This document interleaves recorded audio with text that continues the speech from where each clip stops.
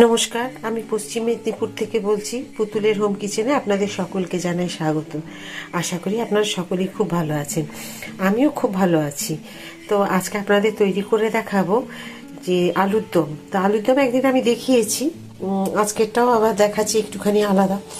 তো আজকে দিয়েছি আমি কাঁচা লঙ্কা, পেঁয়াজ, রসুন, আদা, আর ওখানে নিয়েছি মটরশুঁটি, মানে কড়াইশুঁটি, আর একটা টমেটো। আর এখানে নিয়েছি 500 আলু, ছোট আলু। তো এই ছোট আলু এখন নতুন খুব ভালো লাগে আলুর দম খেতে। তো এইগুলো এখন আমি মিক্সিতে দিয়ে দেবো, দিয়ে বেটে নেব। তার সাথে কিন্তু টমেটোটাও আমি বেটে নেব, তাহলে কিন্তু গ্রেভিটা খুব ভালো হবে। তবে আমি কিভাবে আজকে আলুর দম রান্না করছি আপনাদের কিন্তু শেষ পর্যন্ত ভিডিওটা দেখতে হবে। আর ভিডিও দেখতে দেখতে অবশ্যই মনে করে লাইক, সাবস্ক্রাইব আর শেয়ার করে দিতে হবে। আমার নতুন বন্ধুদেরকে আমার নতুন নতুন ভিডিওগুলো দেখার সুযোগ করে দিতে হবে। তো চলুন সাথে থাকুন, আর আমি কিভাবে করছি পুরো রান্নাটা দেখুন।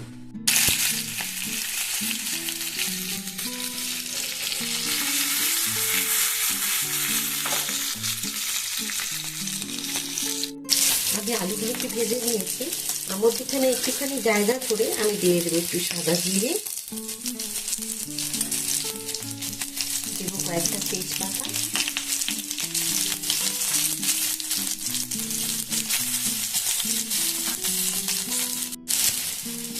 ছাড়িয়ে রেখেছি কড়াই থেকে,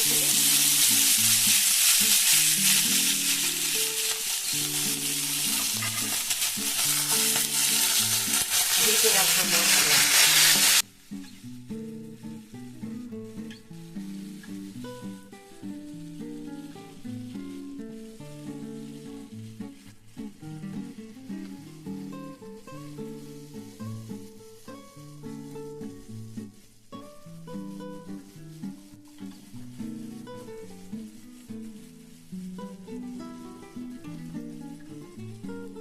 দেবো পরিমাণ মতো হলুদ,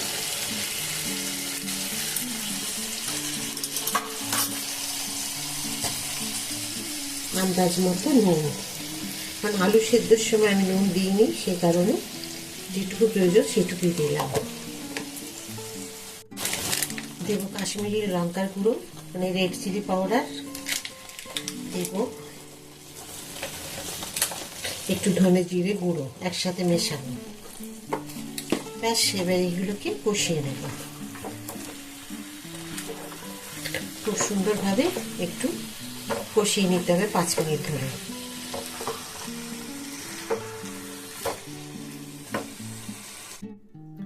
দেব এখন আমি 4টে লঙ্কাকে কুচি, মানে মাঝখান দিয়ে কেটে রেখেছি, সেইগুলোকে দিয়ে দেব। দিয়ে এখন কিন্তু এটাকে ভালো করে কষিয়ে নেব। আপনারা চাইলে এখানে কিন্তু আরও কিছু যদি মশলা ব্যবহার করতে চান করতে পারেন, কিন্তু আমি যে সামান্য মশলা দিয়ে করলাম, এইভাবে একবার অন্তত তৈরি করবেন। আমি যেভাবে দিচ্ছি শেষ পর্যন্ত ভিডিওটা দেখুন, আরও কিছু মশলা দেওয়ার আছে। তো এইভাবে কিন্তু খুব ভালোভাবে মিডিয়াম টু লো ফ্লেমে এই রান্নাটাকে করতে হবে। আর দেখবেন আমরা অনেক সময় বাইরের থেকে কোথাও ঘুরে টুরে আসলে তখন দেখবেন একঘেয়েমি আলু চচ্চড়ি ভালো লাগে না। তো শীতকালে যদি এরকম ছোটো আলুর দম থাকে বা বড় আলুতেও কেটে আপনারা এইভাবে রান্না করে নিতে পারেন। দিয়ে দিলাম একটু চিকেন মশলা। এই চিকেন মশলাটা দিয়ে দিলে রান্নার স্বাদটা কিন্তু একদম আলাদা হবে। ভালো করে মিশিয়ে নেব, খুব ভালো করে এগুলোকে মিশিয়ে নিতে হবে। একদমই হাই ফ্লেমে করবেন না, পুড়ে গেলে কিন্তু স্বাদটা নষ্ট হয়ে যাবে। আর আমি এটাকে একটুখানি ভালো করে কষিয়ে নেওয়ার জন্য পরে আমি একটুখানি জল দেব। তো যাই হোক, এখন এটাকে খুব ভালো করে মিশিয়ে নিতে হবে। আর এই রান্নাটা না লুচি, রুটি, পরোটা সবার সাথে খেতে খুব ভালো লাগবে। একবার অবশ্যই বাড়িতে অন্তত তৈরি করে খাবেন, খেয়ে আমাকে কমেন্ট করে জানাবেন কেমন হয়েছিল। আর আপনাদেরকে প্রতিবারের মতো আবার আজকে মনে করে দিচ্ছি, প্লিজ লাইক, সাবস্ক্রাইব আর শেয়ার করতে কিন্তু একদম ভুলবেন না। রান্নাটা কেমন হয়েছিল কমেন্ট করতে ভুলবেন না। আপনারা আমার প্রত্যেকটা ভিডিওতেই আশা করি থাকেন, ভালো লাগে। এই যে দেখুন, একটুখানি মিক্সি ধোয়া জল দিয়ে দিলাম। তো এটা একটু ফুটে গেলে তারপরে আমি একটু শুকিয়ে যাওয়ার পরে এটাকে নামিয়ে নেব। ভিডিওটা ছোট্ট করে করেছি, আশা করি দেখবেন। পরে আরেকটা ভিডিওতে আপনাদের সাথে আমি অন্য রান্না নিয়ে আসবো। সবাই খুব ভালো থাকুন। এইগুলো ভিডিওটি শেষ করছি। নমস্কার।